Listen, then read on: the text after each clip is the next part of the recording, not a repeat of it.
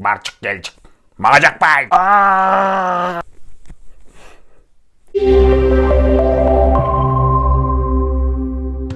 Арыбаңыздар, бул кытили кыргызча туура сүйлөйбүз долбоору анда баштадык. Туугандар, билесиздерби, биз мектепте 11 жыл, анан кийин университетте 5 жыл кыргыз тилин окуйбуз. Анан кыргызча я не понимаю, можете говорить на русском дегендер аябай көп. Анан кийин мен радиого жан киргенде балким деп сүйлөп аябай уят болгом. Көрсө балким тууралап экен.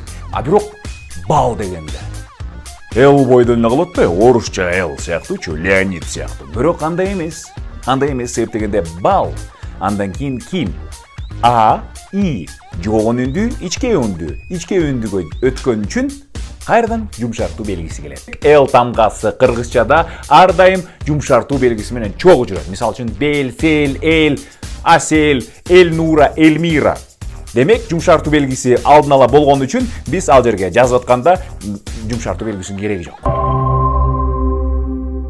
Ошондуктан эл тамгасы менен абайлап жүргүлө.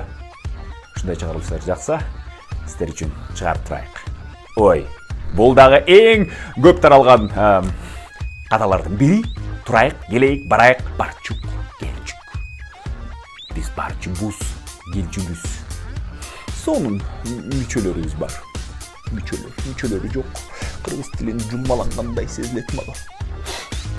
Жулбайлычы, кыйналбай, таза сүйлөйбүз. Кантип текшеребиз? Ал үчүн этишти баштапкы инфинитив формасына алып келесиңер. Бар, кел, үнсүзгө бүтө турган болсо, ый деген тамга кошулбайт. Баралы, келели, туралы. А эгерде үндүү менен бүтө турган болсо, а, чурка, чуркайлы, же отурба, отурбайлы, отур, отуралы, отурбайлы. Түшүнүктүү? Баса лайктын барын жадырып, бөлүшүп, телевизди өнүктүрүп таштайлычы кана.